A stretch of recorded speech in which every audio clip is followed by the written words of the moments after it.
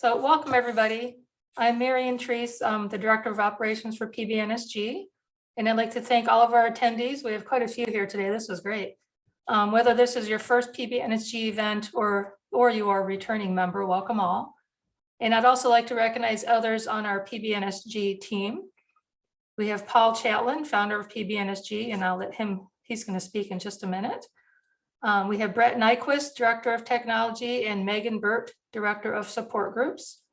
We also have an amazing team of specialized hosts who each lead their own monthly support group meeting through our membership platform, and our wonderful team of event hosts. And I'll let Paul talk about his Together as One with PBNSG. All right, thank you so much, I Marion. have one more thing, sorry. Yeah. Sorry, Paul. Yeah. Don't forget, if you're not a member, please feel free to join us at membership.pbnsg.org. And also, we also have free monthly events. The second Thursday of each month at 7 p.m. Eastern, we have our free monthly virtual community support group meetings. So look for those if you're not a member, or join if you're not a member, and welcome all. And we're also on social media. PBNSG is on Facebook, Instagram, Twitter, TikTok, and YouTube. So I'll pass it over to Paul, our founder, Paul Chatlin. Well, thank you. Welcome, everybody. Hi. To those I have never met, welcome. To those I know, good to see you again. Real quickly, I'm going to do just a little quick vignette of me and a little bit more on the organization. And then the rest of the interview will be all about Cathy.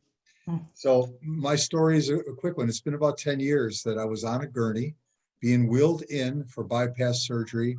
With the grace of God, I got miracles where a doctor said, would you consider a nutritional change?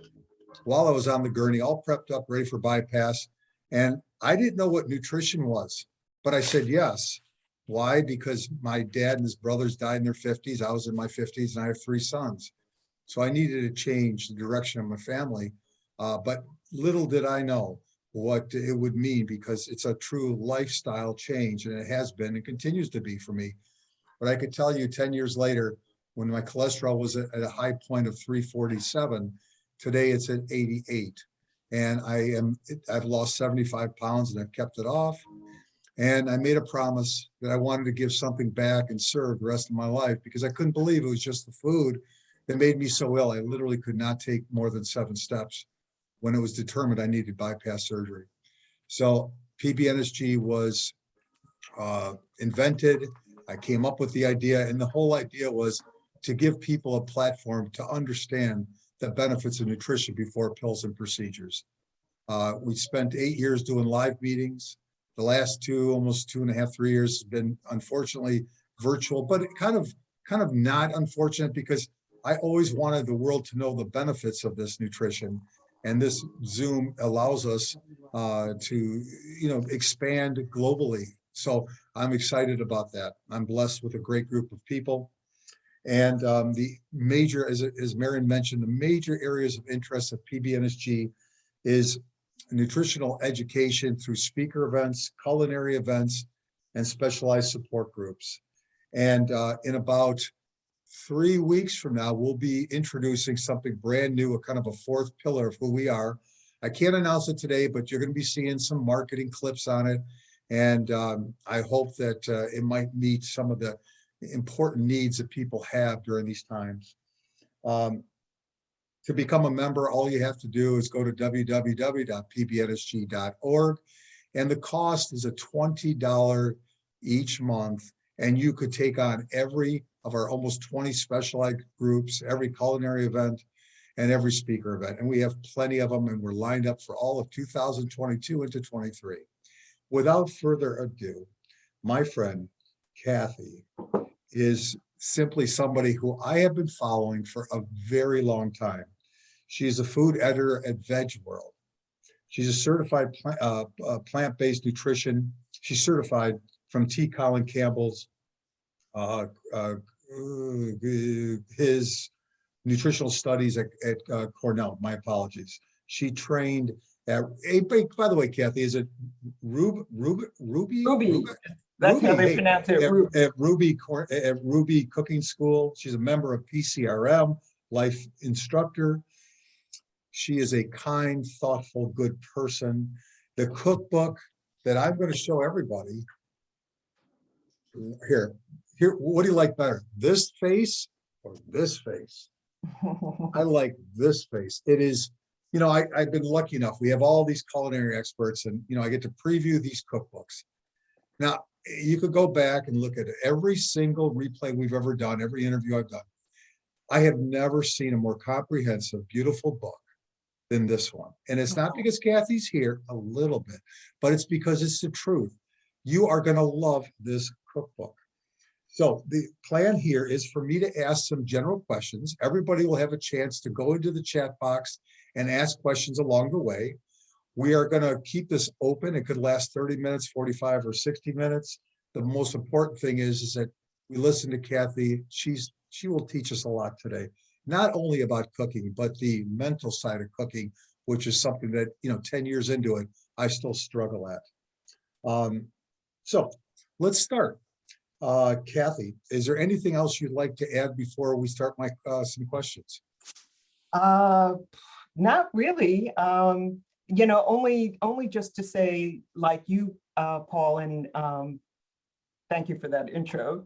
And many of people in the group, I was propelled into this lifestyle also from a medical reason. About 8 or 9 years ago, my husband had an arterial blockage and a botched surgery that almost cost him his life. We were so traumatized, and we realized he had a diagnosis of atherosclerosis that we hadn't even realized. Very athletic, healthy guy, in his 50s at that time. And we came home. He survived the surgery remarkably, and we came home. And I started Googling, feverishly to see if there was anything other than pills and procedures, because this is a progressive disease that, those approaches can only slow but not stop the advance of. And we stumbled upon plant-based nutrition and the work of Doctors Esselstyn and Ornish and their success with heart patients. And we grabbed on with both hands and totally flipped our lifestyle. And I went back and got training. I figured if I'm going to do this, I'm really going to try to understand and do it well. And similar to you, the results have been so magnificent that we've never gone back. And I also, changed careers at that point and wanted to give back and to see if I could share what we had learned so that we could spare people going through the trauma of what we went through all those years ago. So it really has been life altering and a wonderful, better way forward for our health and for the planet. Wonderful.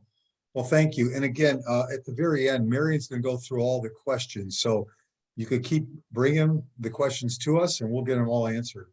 So my first question is, what was the inspiration to write this book? I'd like to know what inspired you, because it's really an amazing cookbook.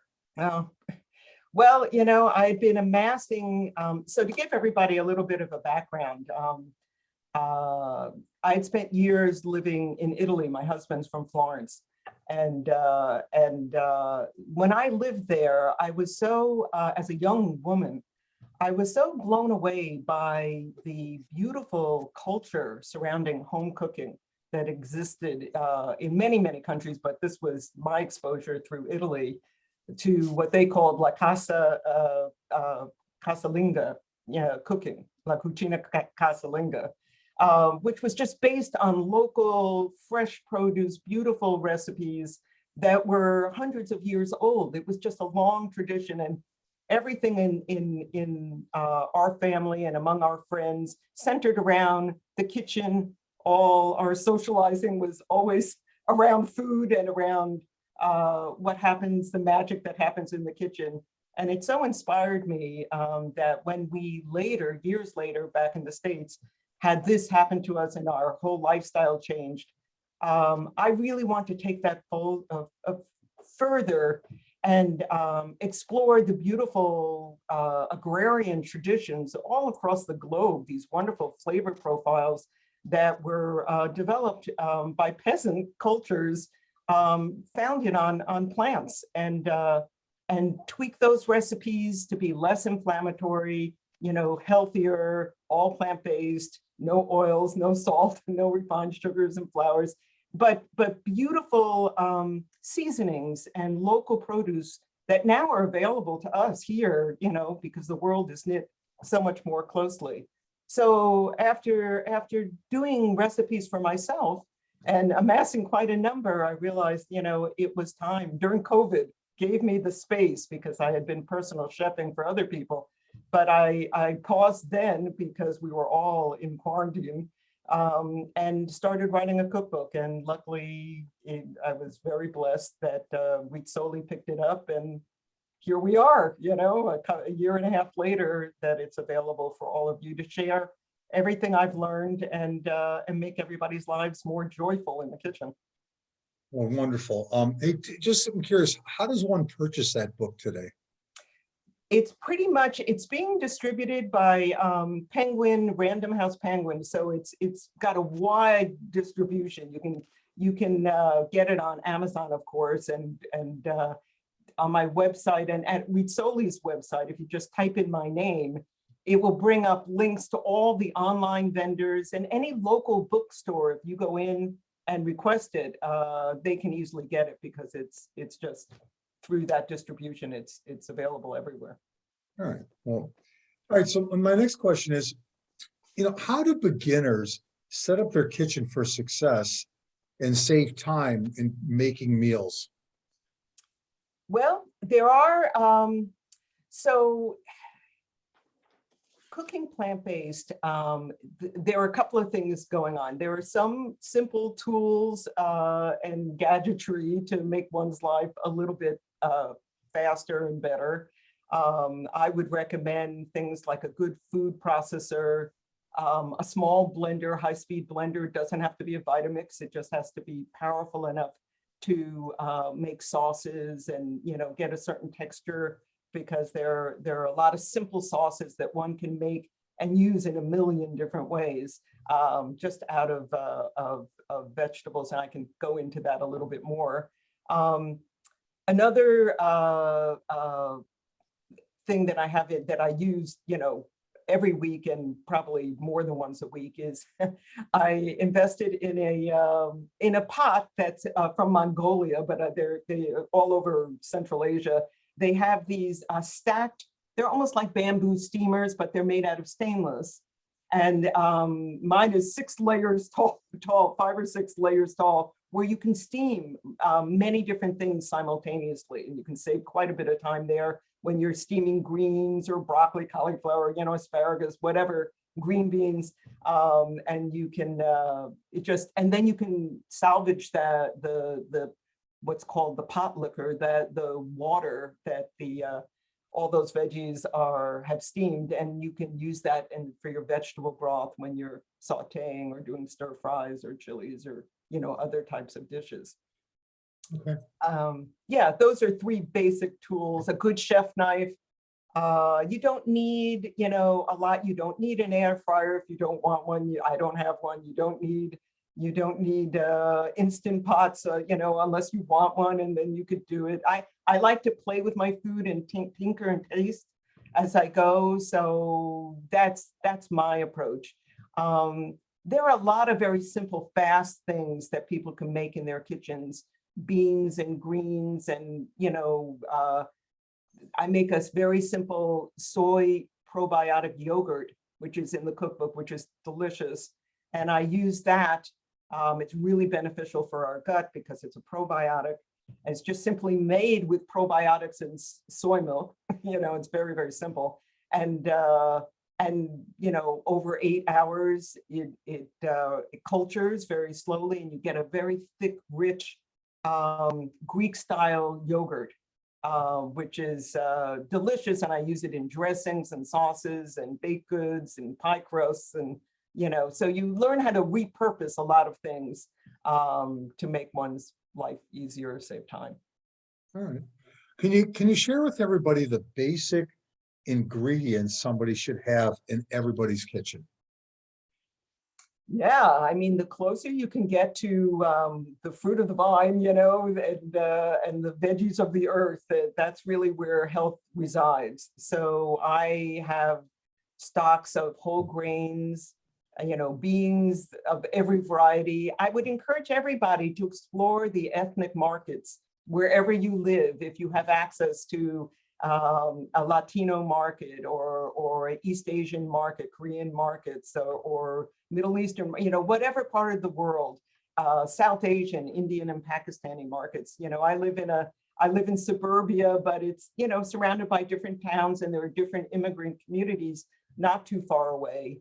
But there you have such access to seasonings and spices, herbs and spices, and interesting vegetables. It's always like going, on an expedition when I explore a different market, because half the things might be new to me, and I'll try something new or a couple of things, and I'll bring them home and I'll research them, and I'll expand my repertoire with because they're all so health promoting. But just stick with you don't need. I don't have any processed foods. Basically I kind of make most things myself. Canned beans, of course, one can save time and use those, and tomato purees and so forth. That's about the extent of it. Most everything, all the ingredients I have are just, the whole grains, the beans, the fruits, the vegetables, some nuts and seeds. Mushrooms are fantastic, and dried mushrooms as well. We'll talk about seasoning and cooking without oil maybe as we go, and I can give people some advice about how to build flavor, because when you start cooking plant-based, it's a little bit different. The techniques are really very simple to master. It doesn't take a long time, but most Americans are used to, and I don't know who's watching, most in the industrialized West, we become so reliant on packaged processed foods to even cook our meals, or we're taking out or going out. And those foods so often are stripped of their fiber and in their nutrition, and the flavors are insipid and old. When you buy spices that are ground, they all have essential oils that deteriorate relatively quickly. So you're only getting the smallest amount of flavor, as opposed to getting a little teeny spice grinder and grinding up your own herbs, spices, chilies, mushroom powders, and so forth to really make your dishes pop. All right. Yeah. For what it's worth too, I like playing around with spices all the time. I'm always tinkering with the spices. And what I have learned is I have little cups. So I'll take whatever I'm making and then start playing around with the spices. But boy, how many times did I do it and then not write it down? So my new thing is I come to the kitchen with a pencil and paper, because when I'm playing with spices, I'd like to know how much of the spice I put in. So that might help people who are listening and watching. All right, so I relate this always to me. I don't love cooking. Okay, I've admitted that every year for 10 years. I could accept the food I eat; it makes me feel good. But the whole process of going to the grocery store, coming back home, making sure you have all the ingredients, and generally I'll forget one or two that are vital, and then I do the whole prep, and then I have to wait till it's done, and then of course the dreaded cleaning. So can you talk to everybody about the mental side of cooking, because it's been something that gives me nightmares occasionally. Yeah, absolutely, because you're not alone. I think it's daunting for a lot of people. A lot of people have stopped cooking.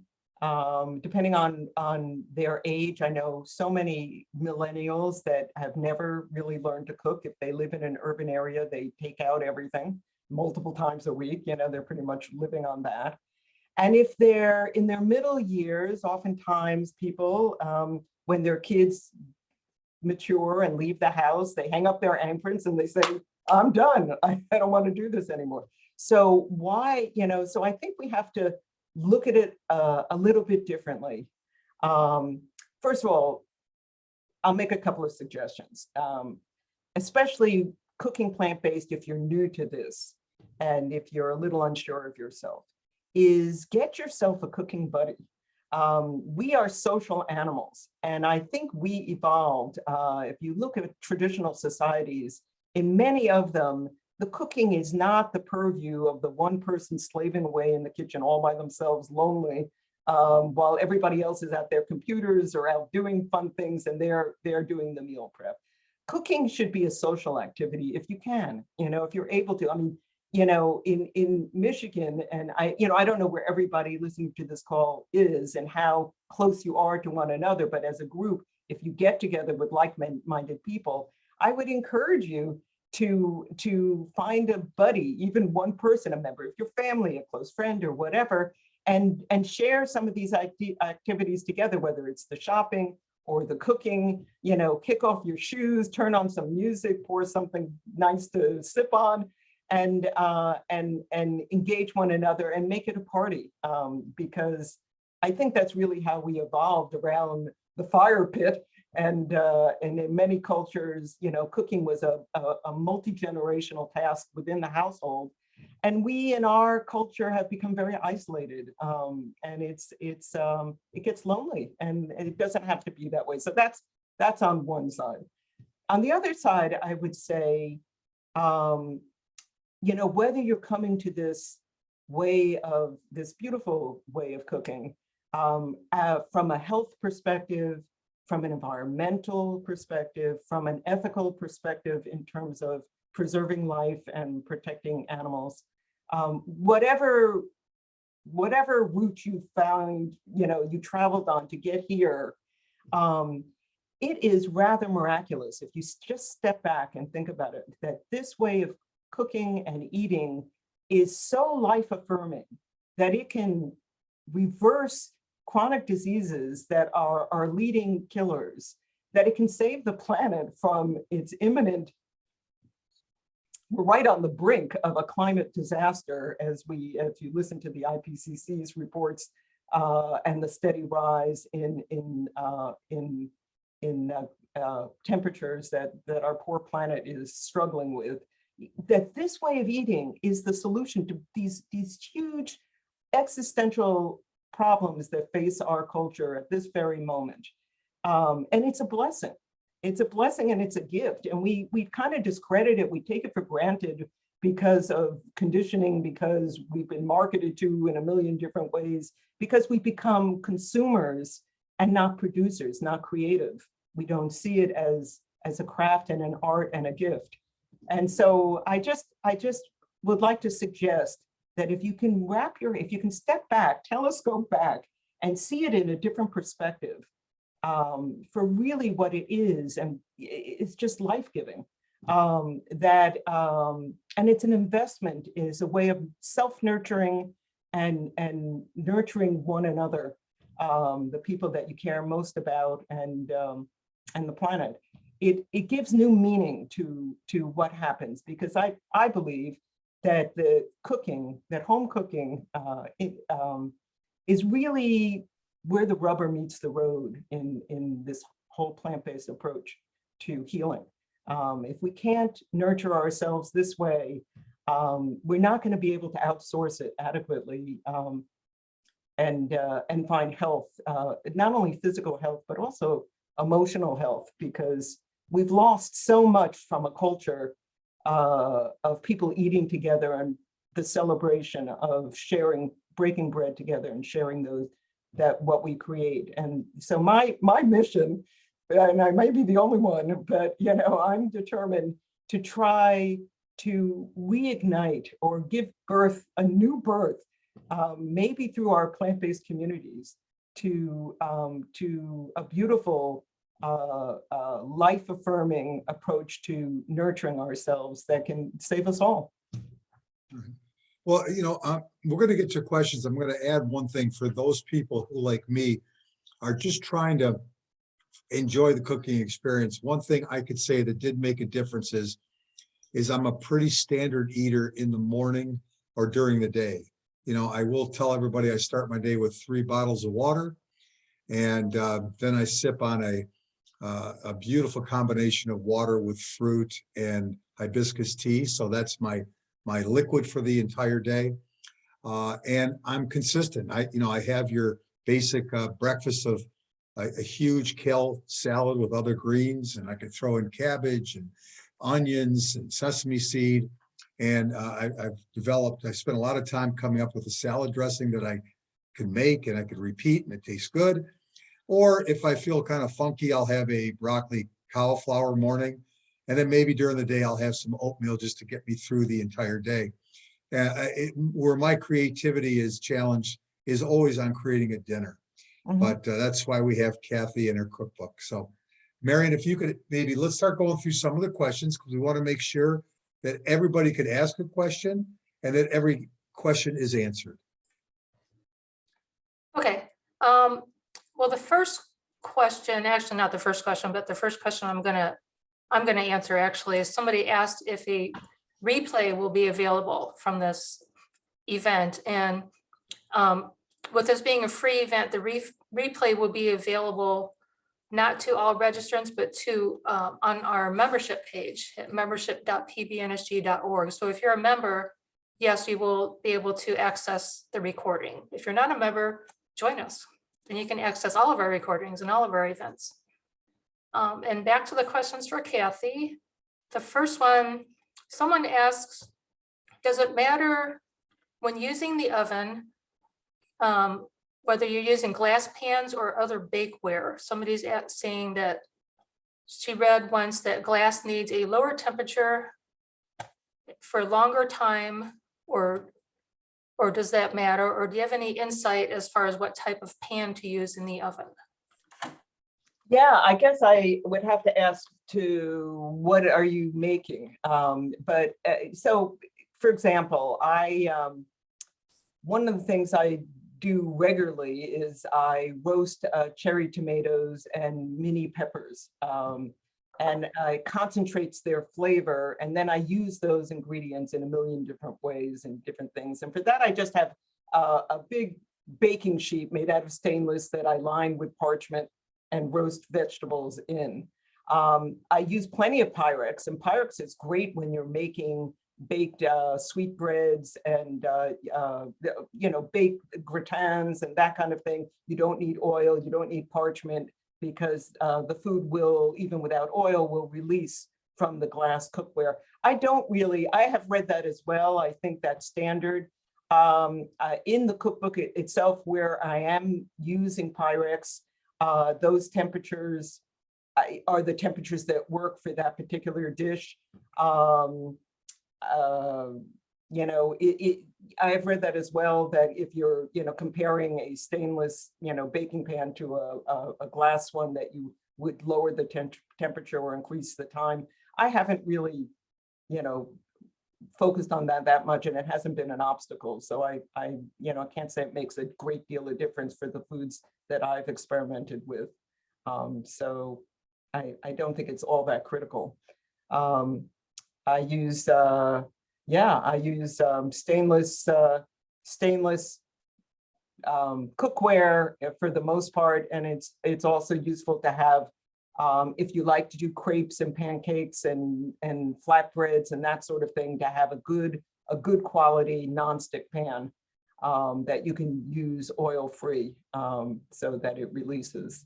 But that's a different question. The main thing with the nonstick pan is to never go above the recommended temperatures, because that's where you can get into trouble with the breakdown of the finishes and the safety of those pans.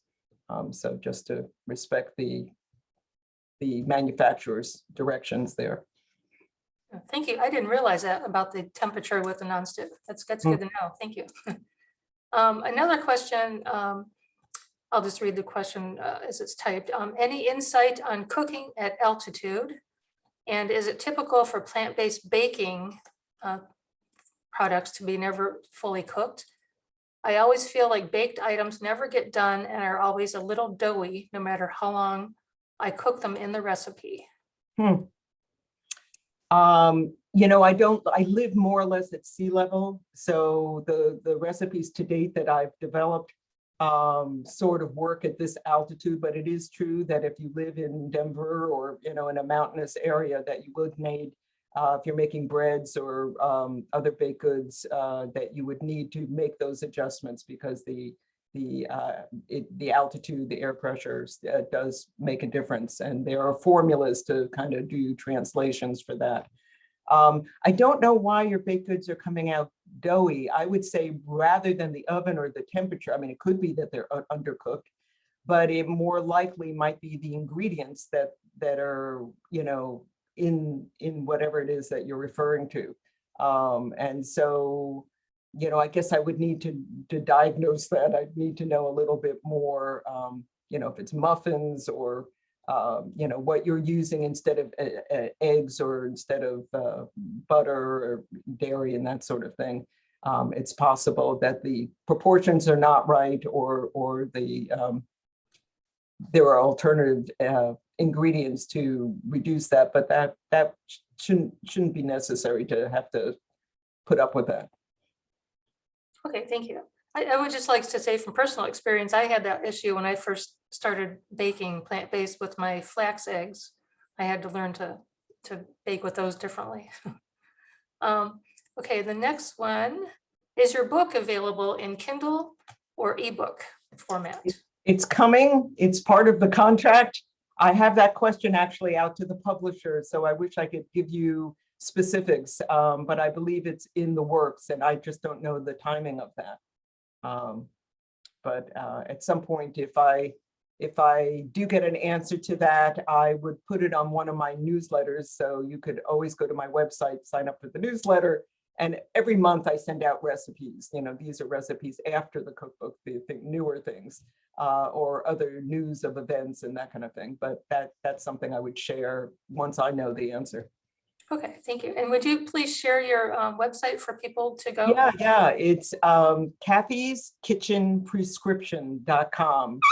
No apostrophe, it's CATHYS prescription, kitchen prescription. Kitchen prescription, okay. I just typed that in chat. It's Cathys kitchenprescription.com. Okay. All right, I just typed that in. Thanks. Let's see, what's the next question?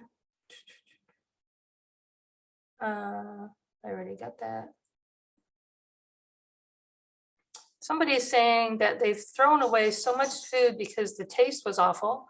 I pretty much just eat soup, potatoes, and oatmeal because I am having trouble adjusting. Do you have any go-to seasonings that you can recommend?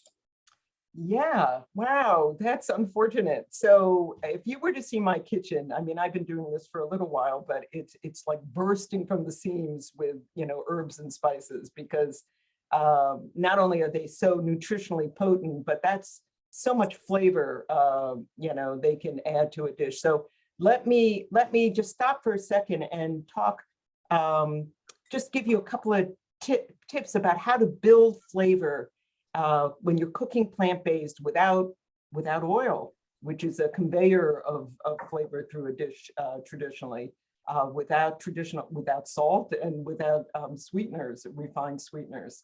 So there are a lot of ways that one can do this, and this is outlined in the introduction also of the cookbook. So if you guys, you know, want it, it goes deeper into it. But there are ways, for example, you know, as I alluded to before, if you buy your spices and you keep them whole, you can store them indefinitely. They're seeds, they don't spoil. And then take a small quantity for whatever dish you're making. And they're, depending on the kind of dish it is, you know, sometimes those spices are roasted, dry roasted in a pan, not burnt. You have to do it just for a minute, but just till they become aromatic. And many times they're not, they're just used unheated altogether and ground fresh in your spice grinder. I'll give you a test, try it with cumin seed, just as an example, or coriander seed, or really there are many, but they are particularly potent. And compare it to what you buy in the supermarket on the shelf. And it's just like night and day. You will like blow your mind. Because there's just so much flavor, it's so much more potent. And you know, and those, if you don't use everything you've just made for that dish, you know, put it in a jar, put it in a dark cupboard. It will last for a month or two. You can put it in the fridge even, depending on how many of these you have. You can do it with dried chilies. Same principle. You buy dried chilies, make your own chili powders. They're all, all different levels of heat. Chilies are much more than heat. They're smoky, they're sweet, they're fruity. They have such depth of flavor. You can have a lot of fun, just building your own chili powders. Or take mushrooms, dried mushrooms like porcini, or the king of mushrooms when it comes to flavor. Buy some dried porcini, grind them in your spice grinder, your coffee grinder, and use that when you're making any kind of mushroom dishes, or where you want a little bit of mushroom flavor added into your soups or your risottos or whatever, stir fries. The flavors just are intense. Roasting your when there are vegetables like peppers and tomatoes, they're high water content. They have high sugar levels, natural fructose in them. And when you roast them in an oven at 370, anywhere from 375 to 400 degrees for a half an hour or 20 minutes, keep an eye on them depending on your oven, they caramelize. They give off some water, and they begin to, and they become so sweet and flavorful. You can make sauces out of them or use them as seasonings almost in your other dishes, to really make, even just piled on top of a baked potato. You don't have to get fancy. It's just remarkably powerful way. And when you have fresh mushrooms, let's say, if in your markets you ever see trumpet mushrooms or oyster mushrooms, they come in clumps, or really any mushrooms. You could do this with portobello mushrooms. If you cook them in a hot skillet, if it's a stainless skillet, put a little parchment paper on the bottom of it. Just lay that mass of mushrooms down with a press over it, and press those mushrooms again to release their water, let it evaporate, and concentrate those flavors. You won't believe, what a wonderful appetizer that is, and how flavorful with a little bit of if you get a fresh ground black pepper. I don't any longer use salt in my cooking, but I do flavor things with different miso pastes, only because if you follow the work of Michael Greger, for example, I think that's where I originally stumbled upon this, that there have been a number of studies out of Japan years ago about the benefits of miso for heart health, believe it or not, in spite of the salinity of miso paste. It might have to do with the fact that it's fermented koji cultures that they use. I don't think it's well understood why, but it tends to lower heart rate and it doesn't elevate blood pressure. And so you can use, and there are all different kinds of miso paste, from, very mild white light miso to the stronger aka red misos, barley misos, chickpea misos that mixed with soy as well. Anyway, it's a whole another avenue that one can go to use to bring out flavor and add that umami depth of flavor to your cooking. The last thing I'll mention is just citrus. Citrus is, there you go, Paul. That's shiro miso, is the light white, very sweet and almost cheesy flavored miso paste. You don't need much. You can dilute them in water and add them. Don't cook them, because it's a probiotic food, right? Miso is alive and it's very beneficial as a probiotic, but add it after you cook. Add it, when you're plating the dish or when you've taken it off the flame, because just like us, if it's exposed above 115 degrees or so, those beneficial microbes will die, and that's a shame. So don't use it just for seasoning. Also use it because it's anti-inflammatory and probiotic, and you just need to add it after you cook. Don't season a whole pot of something if you're going to not finish it all and you have to reheat it. Just do what you're going to be eating at that particular sitting. So that's another way to season things. And lastly, I would just say, I don't know if any of you have dehydrators, but I use that. That's where I happen to have a dehydrator. So I use that one for my culturing of yogurt when I make the yogurt. But I also sometimes throw in organic citrus fruit, oranges, lemons, limes, and I did the whole fruit, not just the peel, just slice it up, just take out the seeds because they can be bitter. And, you know, it does take a while. It's like 40, 60 hours. I mean, you just leave on you might have to reset it to reactivate the dehydrator, but you'll dry out the fruit and just make enough so that you can grind it in your grinder, your spice grinder, and make powders, citrus powders that are phenomenal, just aromatic and beautiful, intense orange or lemon, you know, better than preserved lemons with all the salt in them. You know, you avoid the whole salt conundrum, and you can get just so much flavor out of using these whole plants. And I can go on and on, but I don't want to take too much time, but there is just, nobody should be bored with this cooking. It is alive and it's so exciting. You just have to play with your food in a different way. Hey, thank you. Yeah, that was great. I didn't know some of that about the miso. And adding to the grinding spices, it's so much more cost effective rather than going out and spending Absolutely. $10 or $15 on a little thing of spice. And they taste so much better. And Yeah. if you get them in ethnic markets, they cost pennies. You know, it's just not expensive. Thank you. The next question, earlier when you were talking about a nonstick pan, someone is asking, do you have a nonstick pan that you recommend? And do they need to be replaced every 2 years or so? Yeah, they shouldn't need to be replaced. Now there's, you know, in the post PFOA and era of the Teflon, there are a lot of people like ceramic pans. I don't have experience with ceramics. They're very safe, but I'm not convinced that they're totally nonstick, you know, for making certain things. So, you know, green pans and so forth, one would have to experiment. I actually have used scan pans, which come out of Denmark, and they are good up to 500 degrees Fahrenheit, even if you had to put it in the oven, let's say. But you know, you might want to get especially in the beginning, because you may not know how hot your burners are, because they are truly hot on the stovetop, much more than the oven. Then you would be amazed. Those little thermometer. Laser thermometers that, you know, you can flash on your pan and see how hot the pan actually is, just till you get a feel of what your flame needs to be to stay beneath the threshold of what's recommended for that manufacturer.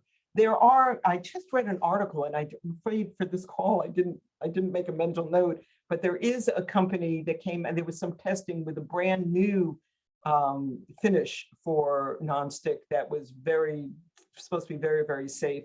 I've had mine for several years, and it's in pristine condition and doesn't need replacing. You know, sometimes it's a bit of an investment. 2 years is definitely lasts longer than 2 years, but I have to say, make sure that you're storing these nonstick pans without things sitting on top of them, because a lot of times people abuse their pans, and especially with nonstick, you don't want to be piling other pans on top of your pans and scratch that surface. You don't want to risk that. So, you know, get it with a cover, give it a dedicated space, and, you know, protect that surface. And you should get years and years of life out of it today. That's great. Thank you. Next question. Somebody is asking if you could share a few of the recipes in the book, or just a general description. And I know you talked about sharing some photos in a bit, so maybe we should go back to that after a few questions. You tell me when. I mean, we can continue to answer questions. Okay. As I did put together a little slideshow of just photos of what's in the book, because, you know, how can you be interested in the cookbook if you don't have an idea of what's in it? So, you know, there are a lot of traditional ethnic dishes in this, you know, global flavors in this cookbook that I've made, tweak them to be healthier, but there are a lot of new and original modern dishes too. So Maren, should I set it up now? See, yeah, that'd be fine. Set it up and there's just a few more questions and then we can ask those while you're showing the pictures. That sounds great. Okay, let's see if this works. Okay, are you seeing it? Yep. Okay, let's see if I can launch it now. Oops, I think I have to do this. Okay, this is, they just every 8 seconds, it will just move to the next page. So, these are parathas, Indian parathas that are stuffed with spring greens, baby kale. You can make homemade pastas with chapati flour, with whole grain semolina. This is just I mean, there are 100 of these. We don't have to, we can talk about other things as things are, but all of these dishes are in the cookbook and, explain everything. There are spice blends, so because, you can experiment with spices, but why not take advantage of tried and true blends that different culinary traditions have perfected. This is a chocolate ganache. It's very creamy. It's made with silken tofu. Look at that. Dates. You can make homemade ravioli if you get into it. And this is a butternut squash and spinach risotto. Actually, yeah, I think it's these are pâtés that you can make with tofus and different seasonings. This is a Moroccan salad, meslala, which is delicious, really simple, dressed with an apricot lemon dressing. Mushroom barley soup is a classic.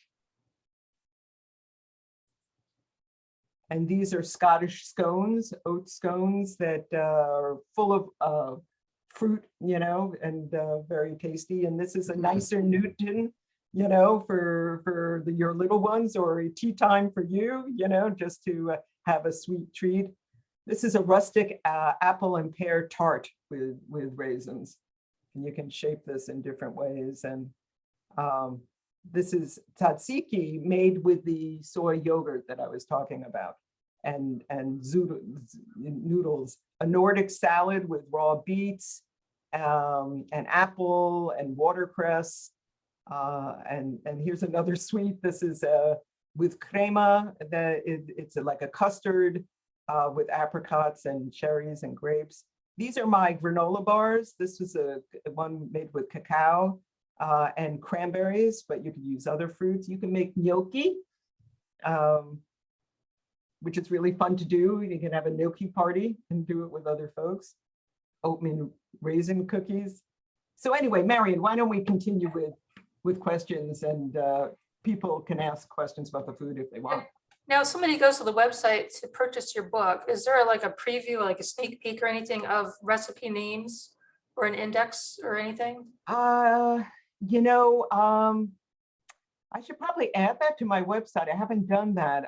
The website has a cookbook tab and links where you can find the book, and it's got a description of the book and endorsements from a lot of wonderfully generous plant-based luminaries that we all love and know. But I don't have the index there. I could probably, or the table of contents. You could, I'll think about adding something like that. The other thing you can do is, if you go to a website like Amazon, by now that they have the book, they may have look within, and they may have already done that. Okay, that's a good idea. Yeah, I've seen that on Amazon. Yeah, that's a good idea. And just a side note, now, did I read that your husband took all these pictures? Is that? Yes. Wow, that's amazing. Yeah, yep. That's wonderful. We have a lot of fun. He's my photographer. He does a beautiful job. Yeah, wonderful. Okay, one of the questions someone is asking, any tips on making it easier to eat kale? I have read to massage it with avocado, but I'm trying to eat it without that due to heart disease. Yeah, I tend to, I eat a tremendous amount of kale, we both do. And like Paul was saying earlier, One way to make everybody's lives simpler and easier is you don't have to reinvent the wheel and be creative for every meal of the day. That would be exhausting, and nobody has the time or the mental space to do that. You can make your breakfast, lunch, and snacks pretty routine and comforting. Things go to, we could all share what we typically do for those meals and save dinner for where you can do batch cooking, big batches of soups and stews that you can enjoy over a couple of evenings. So you don't have to be in the kitchen all the time cooking, there's definitely ways to simplify one's life. In the first chapter of the cookbook is a chapter called Building Blocks, and that's full of sauces and dressings that you can make and just serve over the simplest steamed veggies and baked potatoes or microwaved potatoes. And coming back to the kale, because I know that was the question. That's my long-winded way of saying I don't massage my kale either. Typically in avocado, although that will tenderize it. I don't eat it raw in salads too much unless it's baby kale that's already pretty tender. I use my steamer and I steam it, and then I just season it very, very lightly and have it with my beans, a big mess of beans for lunch. Simple, very, very basic, and it's comfort food at this point. It's just easy to do and how we like to have it, but and then you can use kale in soups, very, very easily also, where it becomes extremely tender and delicious, and it just needs more time to cook. Yeah, Kathy, let me, if I could, first, let's kind of get back to the original screen. Okay. And to AC, who asked a question about kale, I truly am a kale expert. I'm going to give you my email address, paul@pbnsg.org. Marion, if you could put it in the chat log. AC, if you want to give me a call, I'll give you some really big suggestions on just greens and how to make them more tasty. And Kathy, just, when I first started, I said, well, I used to take lime or lemon and kind of massage my lettuces. And then that started the whole, well, let's add a little pepper and let's add some other things, cabbage. I love cabbage, cucumber, celery, and green onions and red onions. And then all of a sudden I said, well, let's make a salad dressing. And I have come up with a couple salad dressings, and there's so many to choose from. But by just adding a little balsamic with my salad dressing in combination, and I kind of mix it with my hands, just, and it's delightful. And I was never a huge salad person, but now the bowl, in fact, as you continue answering questions, I'll go grab my bowl. People will see, that's my grazing bowl all day, is my kale and my lettuces. So I'm going to go get it. Continue on, Marion. Okay. One question I think I skipped over. Do you have options for no nuts in your recipes if you're someone who's avoiding nuts? Yeah, I don't use, I use nuts. If I use them at all, it's just as a little garnish on top of something. My sauces are not nut sauces, because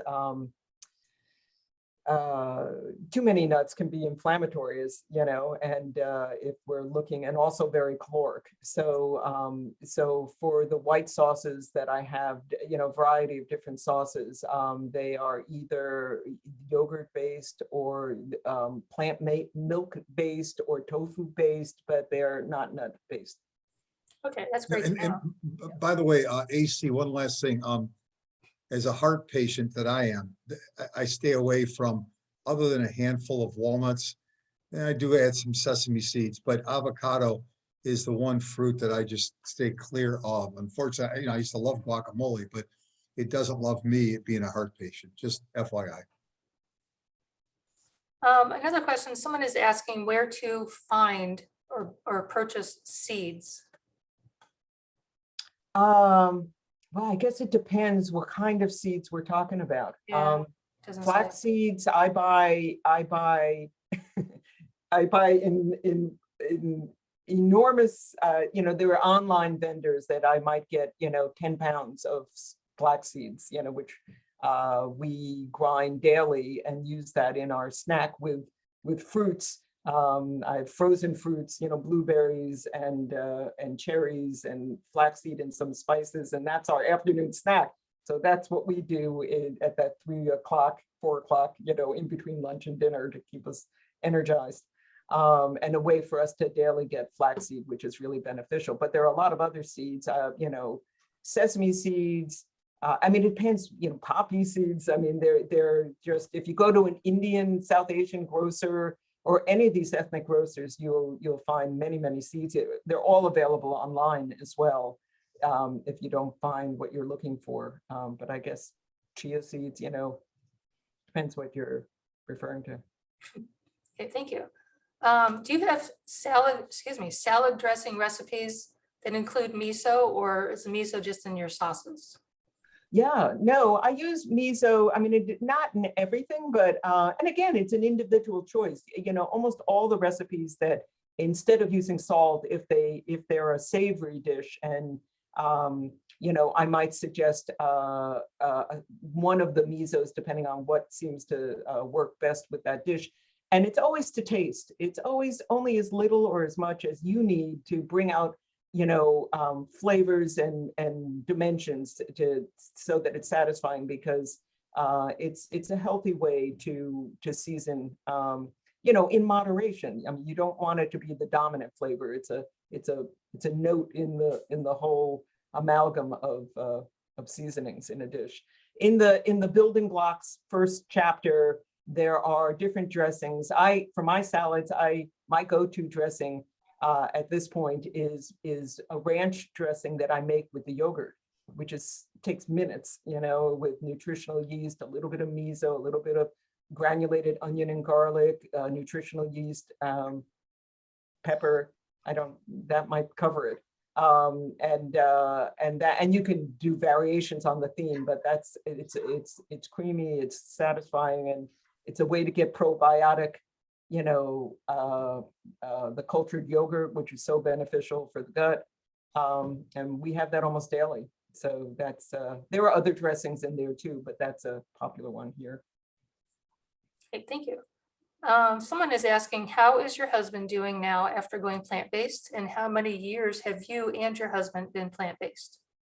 Yeah, we did this dramatic turn in our life in 2013. So that's 8 years, I'd say 8, 9 years at this point.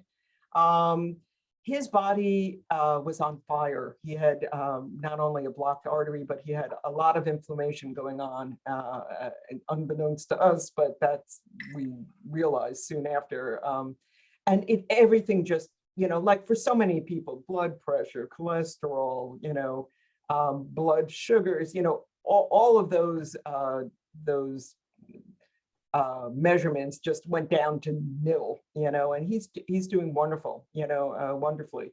And my family history was chock full of heart disease and cancer. So I think I got a little ahead of the game, and hopefully, none of us are going to live forever, but eating this very non-inflammatory way, it makes the most of our biology. It just helps us not have unforced errors of these chronic diseases. We gives us our best shot. Kathy, I could say I'm 64 years old, and while everybody is different, but I am whole food, plant-based, no oil for heart reasons. And the one thing I will say that I truly love about it is my recovery day to day is phenomenal. I'm an avid bike rider, and my mornings start with a 20-30 mile bike ride. I'm here in Florida right now. So and I could do it every single day and I'm not sore. So that to me is my motivation to stay on the course, other than how I felt when I was sick. But the idea that I could do something I love every single day. So hopefully that will inspire others. That's wonderful. Now, somebody is asking, does your husband eat similar to Paul with his heart disease? Does he eat with a strict Dr. Esselstyn protocol with little or no avocado, olives, nuts, and seeds, or does he enjoy some of his overt fat? Yeah, we're very, very, very low fat, and that's what the cookbook is. If we, we do have our flaxseed, and, we have it, one nut a day, just to cover all our bases. But it's just like, we make a choice. Is it walnuts, or is it an almond, or, just because there's such a difference of opinion on the benefits of nuts. It was so confusing. So, but we keep it really, really minimal.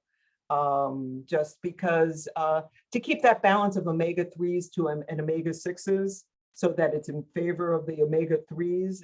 That's, I think, where too many nuts and seeds can get you into trouble, is it flips you over to a dominance of omega-3 in that ratio of essential fats. And allow me to add to that, which is, we're strict, your husband and I, because of heart issues. I saw the question about having a little fatty whole foods. I will share with people that every single time I may indulge, I'm not perfect, but I'm like this close. Okay. Those occasional times over 10 years that I've said, and I'll just relay one, like, I've had a couple moments over these years, but every single time I get 3 minutes of joy, I do. And then I get about 3 to 5 hours of misery the next day. I mean, literally, I feel terrible. So I can't say that I'm smart enough to never do it again, but I know that if I'm going to do this, I'm going to suffer the consequences the next morning for a while. So, everyone has their path. And we're all human, right, Paul? Sure. But I just want to say, it's not just heart disease, it's cancer, it's diabetes, it's Right. autoimmune illnesses. It's the whole panoply of chronic diseases respond very, very well, because when you're eating whole foods, very, very low in fat, it brings down inflammation, oxidative stress. It totally changes the composition of your gut microbiome, which is what you're referring to, Paul, when you go off plan and your body rebels. Even if it tastes great, digestively, it doesn't make you feel good afterwards. And your body becomes so refined when you're eating so cleanly that you become much more sensitized to bad food. Yeah. Marion, do we have any other questions? Yes, just a couple more. Okay. Are your recipes quick and easy, or more labor intensive, or combination? It runs the gamut. So this cookbook is really designed, hopefully, for everybody. So it's for plant-based folks, to give them, more gourmet options, more interesting global flavors to up their sort of culinary game.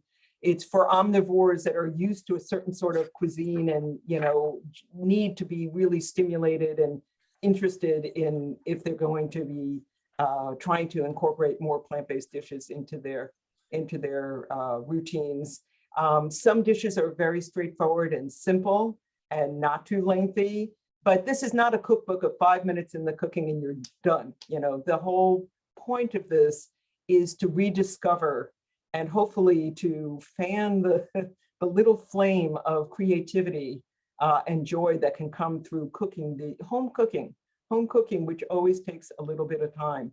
Some of the dishes are very fast, some of them are more celebratory when you have more time and you want to do something really special. But so it's for new cooks that have never cooked before and just want to start somewhere, and for people that are more experienced but haven't cooked in this way. So it really, hopefully, will appeal to many people. I think it will. This sounds wonderful. One last question. Somebody's asking where do you find your whole herbs for grinding? Do you also find those in some of the specialty shops and online? Yeah. I was just in our Latino market a couple of days ago rather, and picked up fresh herbs, dried herbs, chilies, beans, they have aisles full of beans from Central America and South America, and there are hundreds of varieties. So you really can you should never be bored. But Yeah, I think, you know, your regular markets will have your dill and your basil and your parsley and cilantro. But if you're looking for other things that are specific to a cuisine, you either fresh buy it in your local ethnic markets or dried, you can buy it online too. Right. That sounds wonderful. And with the warmer weather coming up, with all the fresh coming soon, that's what I'm looking forward to also. Me too. Farmers markets, yay. Yeah. Well, I think everybody, that's all we have. yeah, I want to thank Cathy so much for taking the time to share this with all of everybody here. I learned a lot, and you know, I think we're going to have a return engagement. Cathy, you'll let me know when you're ready. You don't have to wait for your next cookbook, by the way. I Well, think, yeah, I am I coming would just, next year. Is it, Marion, do you want to say anything about the programming next year? So Yeah, let me see. On Thursday, March 30th, 2023, Cathy Katin-Grazzini, and she will have, that's the first class. She will have 4 classes as a series. So all throughout the year. And then number 2 will be in July. Let's see, number 3 is in October and number 4 is in December. So we can look forward to 4 wonderful classes next year. so those will be cooking therapy, but also demos of different dishes. So and Paul, if you want me back to have a chit chat before then, I'm always yeah. available. I would like not only for you and I to talk, but me to come over and pick up all the food you'll make for me. Oh my, wouldn't that be a great day for me? All right, well, I want to again thank everybody for being here today. Cathy, Marion, thank you so much. And everybody else, once again, to become a member, go to www.pbnsg.org. You'll find Become a Member. And I want to wish everyone a wonderful day. Thank you, everybody.